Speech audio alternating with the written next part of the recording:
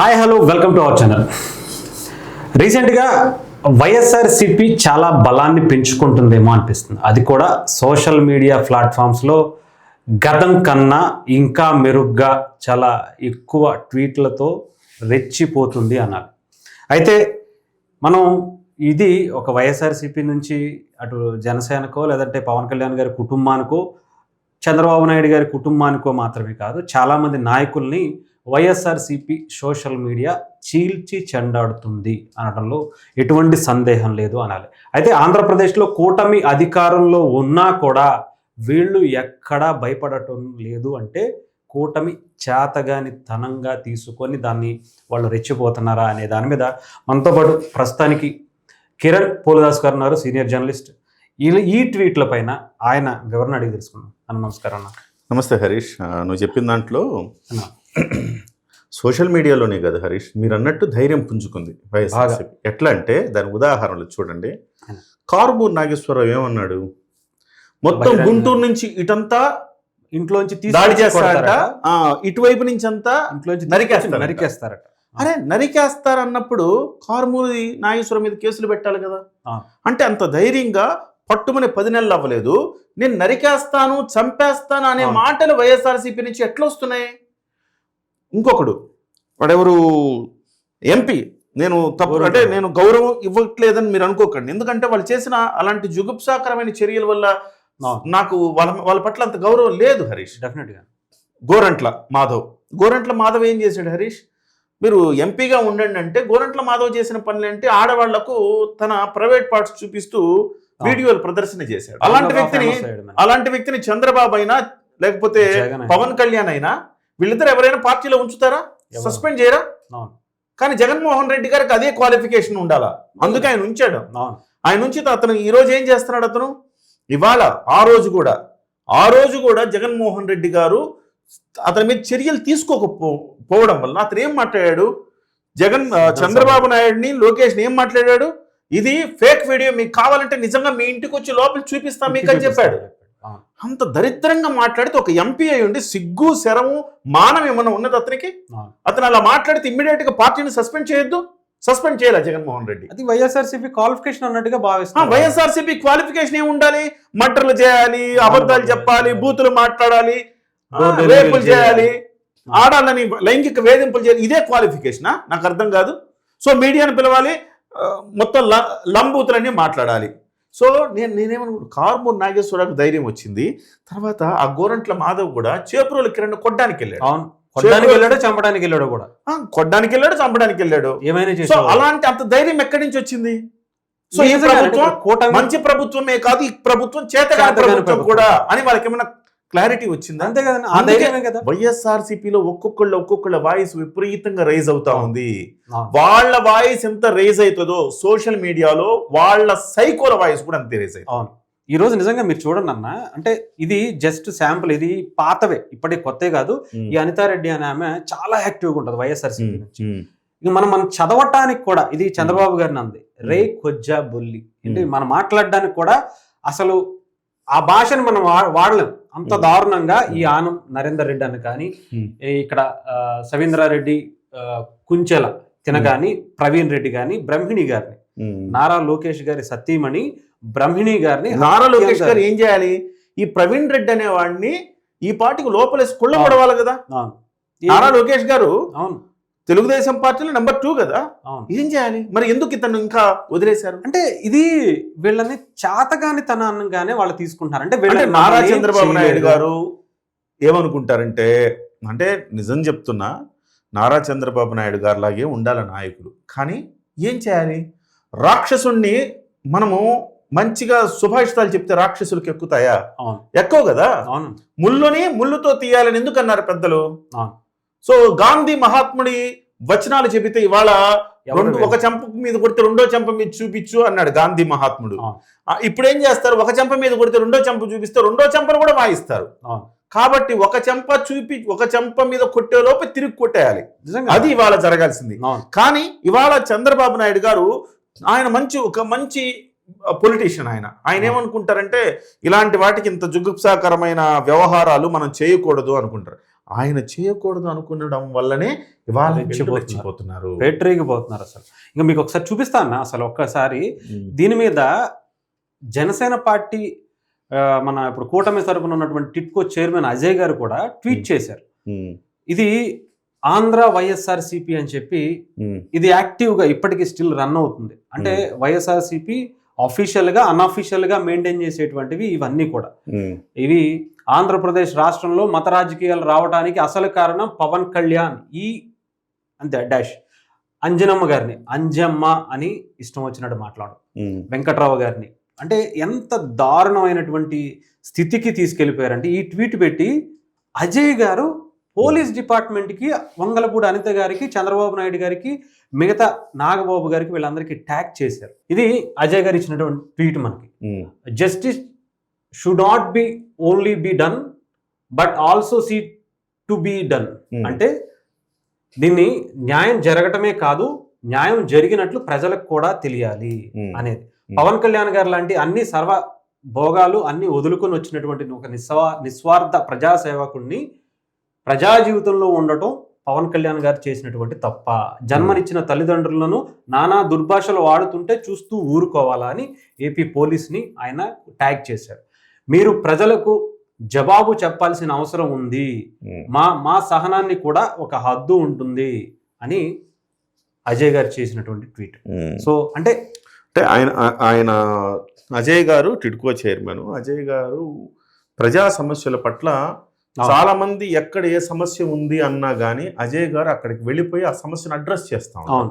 అందుకోసం చాలా మంది ఆయన జనసేన పార్టీలో ఆయన చెప్పుకుంటే న్యాయం జరుగుతుంది అన్న ఒక నమ్మకం కార్యకర్తల్లో ఉంది. అందుకే ఇలాంటివి ఏమన్నా వచ్చి అన్న ఇలా ఇంత దారుణంగా ఉందన్న మన పరిస్థితి అని ఆయనకు చెప్తా ఉంటారు. ఆయన అలాగే ఆయన వెళ్ళి చూస్తూ ఉంటారు. అయితే ఆయన ఇవాళ ఇంత బహిరంగంగా ట్వీట్ చేయడం అంటే బహుశా ఈయన బహిరంగంగా ట్వీట్ చేశారంటే వీళ్ళు ఆల్రెడీ 1కు 2 సార్లు 3 సార్లు 4 సార్లు 5 సార్లు పోలీసులకు చెప్పే ఉంటారు. అంతే చెప్పినా కానీ జరగకపోతే ఇప్పుడు ఈ ట్వీట్లో నాకు అర్థమవుతోంది ఏంటంటే న్యాయం జరగడమే కాదు న్యాయం జరుగుతున్నట్టు కూడా కనపడాలి. అంటే మీరు ఎవడైతే వెధవలు ఉన్నారో వాళ్ళని అరెస్ట్ చేసి వాళ్ళని మోకాళ్ళ మీద కూర్చోబెట్టి వాళ్ళకి పోలీస్ ట్రీట్మెంట్ ఇస్తే ఇచ్చినట్టుగా కూడా జనానికి తెలియాల. భయపడతారన్న తెలిస్తే కదా ఇంకోడు భయపడి పెట్టడు. అంతే కదా మనకి ఎందుకు వచ్చింది అంటే డబ్బుల కోసం కక్కుర్తిపడో ఇంకో దానికి కక్కుర్తిపడో చేసేటువంటి ఇలాంటి పనులను కనీసం భయపడే పరిస్థితి అయినా ఉంటుంది. సో సహజంగా జనసేన పార్టీ వాళ్ళు అంత ఓపెన్ పవర్ ఎంత ఆవేదనకు గురయ్యి ఉంటే ఈయన ఏంటి జరగట్లేదు. ఇప్పుడు మీకు నాకు ఎట్లా అనిపిస్తోంది ఏంటి ఇదంతా మంచి ప్రభుత్వం అంటే చేతగాని ప్రభుత్వం ఏంటి మంచి ప్రభుత్వం అంటే పోసాని కృష్ణమురళిని మీద చర్య తీసుకోవడానికి 6 నెలల పాటు వేచి చూశారంటే అరే పోసాని కృష్ణమురళి ఎంత దుర్మార్గంగా మాట్లాడాడు వెంటనే చర్య తీసుకోవద్దా? కనపడాలి కదా జనానికి, ఎస్ ఈ ప్రభుత్వం వర్క్ చేస్తుందని కనపడాలి కదా. కనపడలేదు. పవన్ కళ్యాణ్ గారు గట్టిగా మాట్లాడేంత వరకు కూడా బోరుగడ్డ అనిల్ మీద చర్య తీసుకోలేదు. సో నిమ్మకు నీరెత్తినట్టున్నారు. అంటే పోలీస్ శాఖ జనసేన ఈ కూటమి ప్రభుత్వం వచ్చిందని మర్చిపోయారా? ఇంకా జగన్మోహన్ రెడ్డి హయాంలో ఉన్నామని అనుకుంటున్నారా? First point. రెండో పాయింట్, భయపడుతున్నారా? బట్టలు ఉడదీస్తా మన జగన్మోహన్ రెడ్డి అన్నందుకు భయపడుతున్నారా? లేకపోతే 7 సప్త సముద్రాల వెనుకున్నా మిమ్మల్ని తీసుకొచ్చి శిక్షిస్తామన్నందుకు భయపడుతున్నారా? అలా భయపడుతున్నారా? అలా భయపడితే నైతిక మద్దతు పవన్ కళ్యాణ్ లాంటి వాళ్ళు ఇస్తున్నారు కదా. ఇవాళ పోలీసులకు ప్రజలుగా మనం అందరం కూడా బాసటగా ఉండాలి. బట్టలు ఊడదీసి నిలబెడతామన్నప్పుడు నేను జగన్మోహన్ రెడ్డి గారి మీద చాలా తీవ్రంగా నేను వీడియో చేశాను. సో నేనేమంటానంటే పోలీసుల్లో ఆత్మస్థైర్యం నింపాల్సిన అవసరం రాజకీయ వ్యవస్థలో ఉంది. ఒకవేళ వాళ్ళు ఆత్మస్థైర్యం కోల్పోయి ఉంటే, గత 5 ఏళ్లుగా జగన్మోహన్ రెడ్డి పరిపాలనలో వాళ్ళ ఆత్మస్థైర్యం కోల్పోయారేమో అనిపిస్తుంది నాకు. ఆత్మస్థైర్యం కోల్పోయి ఉంటే ఆత్మస్థైర్యాన్ని తిరిగి వాళ్ళలో పాదు కొలపాల్సిన అవసరం జనసేన ప్రభుత్వం ఈ కూటమి ప్రభుత్వంలో ఉంది అంటా నేను. ఒక పవన్ కళ్యాణ్ గారు కావచ్చు, చంద్రబాబు నాయుడు గారు కావచ్చు, ఎస్ మేమున్నాం గో హెడ్ అని చెప్పాలి. వాళ్ళకి మీకు మేము మద్దతుగా నిలుస్తామని చెప్పాలి.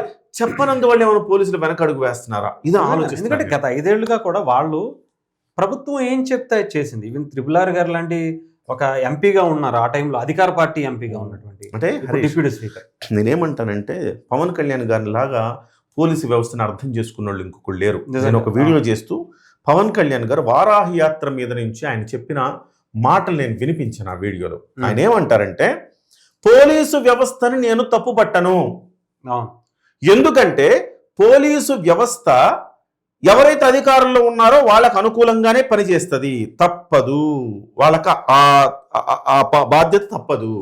ఎందుకంటే బ్రిటిష్ వాళ్ళు ఉన్నప్పుడు బ్రిటిష్ వాళ్ళకి అనుకూలంగానే పనిచేయాలి, మనోళ్లే కానీ బ్రిటిష్ వాళ్ళకి అనుకూలంగా పనిచేయాల్సి వచ్చింది. ఆ తర్వాత ఏ ప్రభుత్వం ఉంటే ఆ ప్రభుత్వానికి అనుకూలంగా పనిచేస్తారు. నేనేమనుకుంటున్నానంటే ఇవాళ కూడా పోలీసులు మనం తప్పుపట్టే బదులు మన వ్యవస్థలో మన మన మన ప్రభుత్వం, మరి ఈ కూటమి ప్రభుత్వం వచ్చినప్పుడు కూటమి ప్రభుత్వానికి అనుకూలంగా పనిచేయాలి కదా, పోలీసులు పని చేయట్లేదంటే ఎవరిది ఫెయిల్యూరు? మన రాజకీయ వ్యవస్థది ఫెయిల్యూరు, మన ప్రభుత్వంలో ఉన్న నాయకులది ఫెయిల్యూరు, మన మంత్రులది ఫెయిల్యూరు, మన ముఖ్యమంత్రి గారిది ఫెయిల్యూరు అనుకుంటా నేనైతే. ఇంకా చాలా మంది అంటే రీసెంట్ గా ఇక్కడ పవన్ కళ్యాణ్ గారి అబ్బాయి మొన్న ఎక్కడ మన సింగపూర్లో గాయపడినప్పుడు కూడా చాలా మంది దాన్ని కూడా ట్రోల్ చేసినటువంటి పరిస్థితి వచ్చింది. ఇవి చూడండి అన్న, అల్లు అర్జున్ ఫ్యాన్ ఇతను, నాకు తెలిసి అతను పెట్టింది ఏంటంటే అల్లు అర్జునే నా లోకం అని చెప్పి పెట్టాడు. అమ్మా నాన్న అల్లు అర్జున్ అని చెప్పి అతను పెట్టుకున్నది. ఏం రాస్తున్నాడో మనం చెప్పాల్సిన పసిపిల్లోడి మీద కనీసం ఊహ కూడా ఇంకా పూర్తిగా తెలుసుకోలేని ఒక పసిపిల్లోడి మీద కూడా ఇలా ఇంకా ఇలాంటి వాళ్ళు ఏ పార్టీ అయినా కానివ్వండి. ఆ రోజు ఆ అబ్బాయి ఫోటో హాస్పిటల్లో ఉన్నప్పుడు బాబు ఫోటో రిలీజ్ చేస్తే ఆ అబ్బాయి మొహానికి మాస్క్ బిక్కుబిక్కుమంటున్నాడు కదా, అట్లాంటి బిడ్డను చూసి ఎట్లా ట్వీట్ చేయాలనిపిస్తుంది? మనిషేనా? వాడికి పిల్లలు లేరా? వాడికి చెల్లెళ్ళు లేరా? అక్కలు లేరా? తమ్ముళ్ళు లేరా?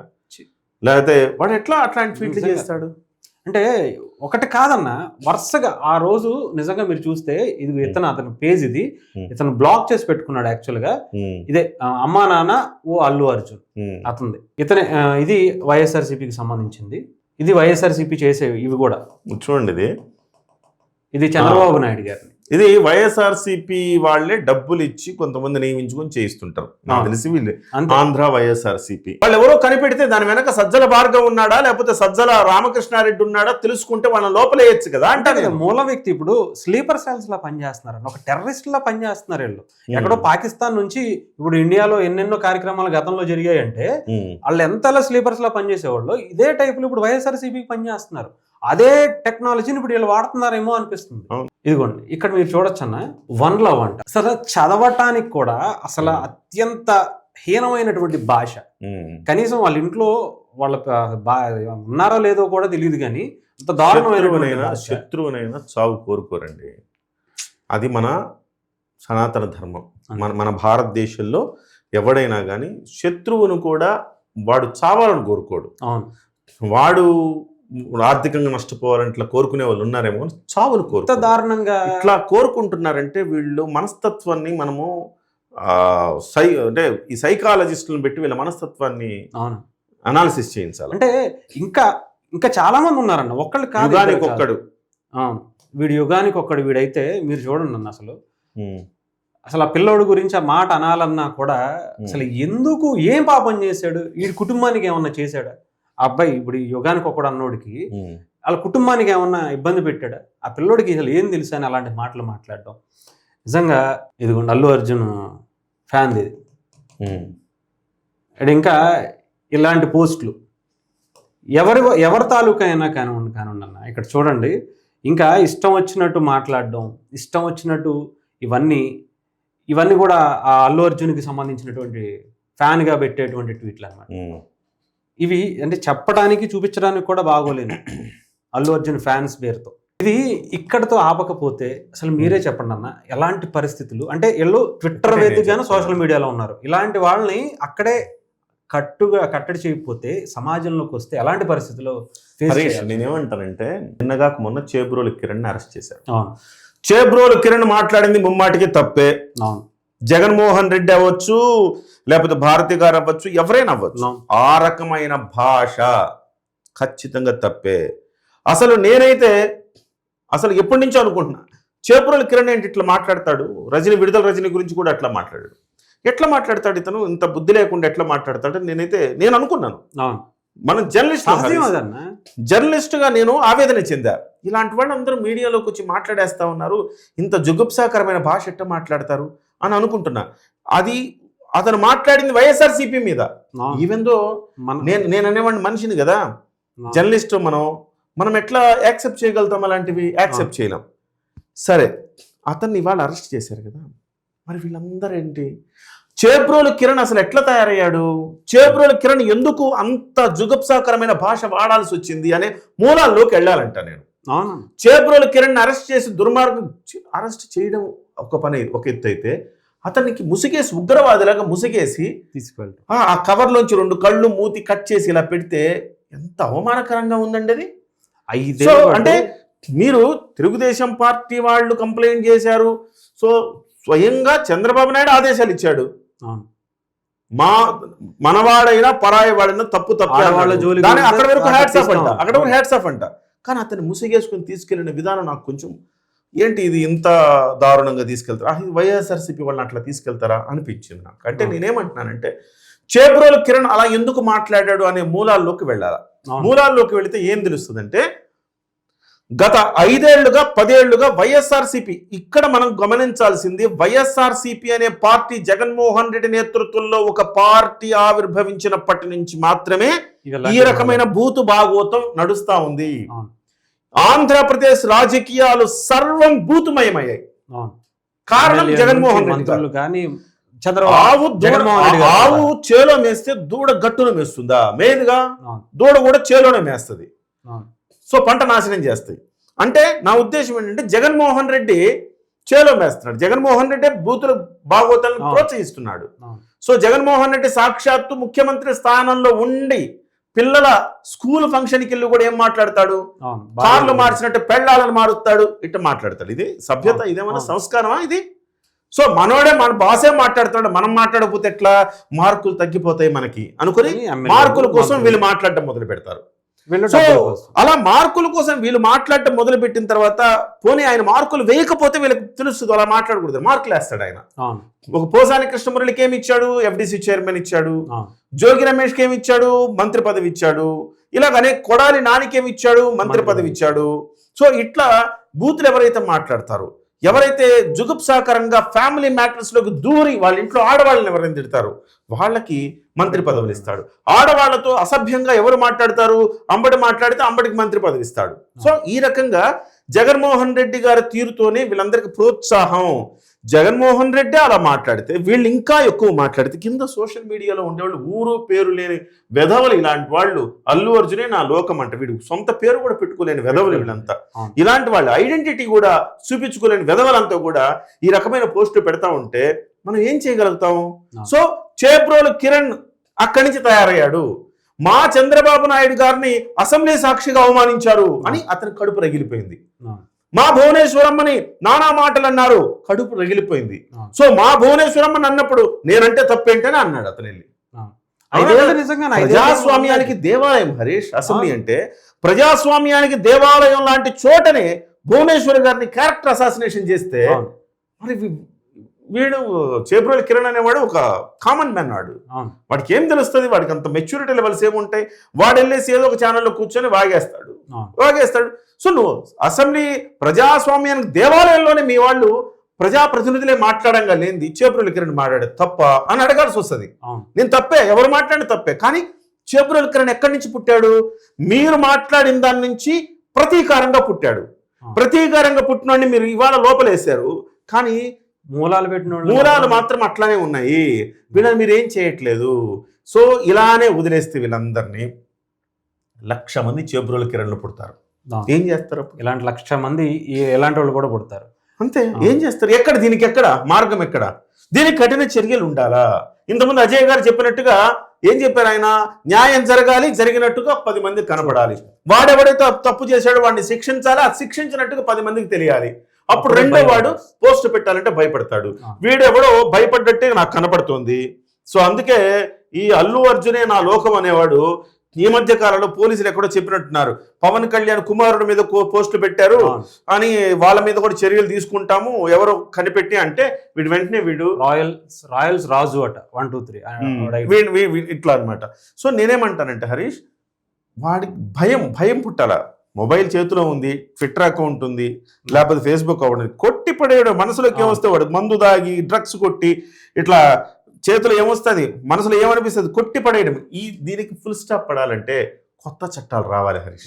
పవన్ కళ్యాణ్ గారు ఫస్ట్ అసెంబ్లీ సెషన్లో అన్నారు, కొత్త చట్టాలు రావాలి, కొత్తగా అన్నీ మారిపోతా ఉన్నాయి. ఒక జనరేషన్ చాలా వ్యత్యాసం వస్తుంది హరీష్.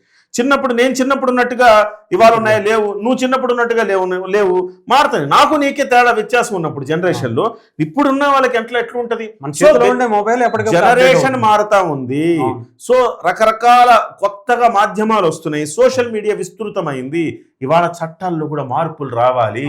చట్టాల్లో కూడా ఇలాగా ఎవరైనా ఒక అమ్మాయిని దూషించి ఇట్లా అని రోజు ట్రోల్ చేస్తుంటే అమ్మాయి ఒకవేళ ఆత్మహత్య చేసుకుంది అనుకోండి, ఎవరండి బాధ్యులు? అంటే హత్యాయత్నం చేసి వాళ్ళ మీద పెట్టి అలాంటివి జరుగున్నాయి. సో కాబట్టి మీకు దీంట్లో కూడా మార్పులు రావాలి, న్యాయ స్మృతిలో కూడా కొత్త చట్టాలు రావాలని పవన్ కళ్యాణ్ గారు ఆ రోజే చెప్పారు. అది దాని మీద ఎంత వేగంగా వీలైతే అంత వేగంగా నిర్ణయాలు తీసుకోవాలి, చట్టాలు చేయాలి, కొత్త చట్టాలు. అదే విధంగా ఇప్పుడు ఇమ్మీడియట్ గా ఈ కల్ప్రిట్స్ మీద చర్యలు తీసుకోవాలి. చర్యలు తీసుకోకపోతే మరింత మంది చేపల కిరణంలో పడతారు. నిజంగానే. అంటే ఇది మీరు అన్నట్టుగా ఇది కనుక మంచి ప్రభుత్వం అని ఇప్పటి వరకు అనుకుంటున్నారు, ఇది చేతగాని ప్రభుత్వం అని కూడా అనుకోవాల్సి వస్తుంది.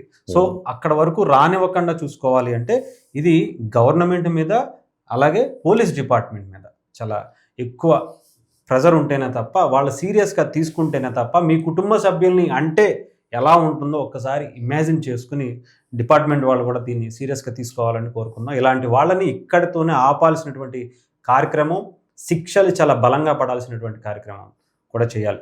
సో థ్యాంక్ యూ అన్న, థ్యాంక్ యూ. నమస్తే.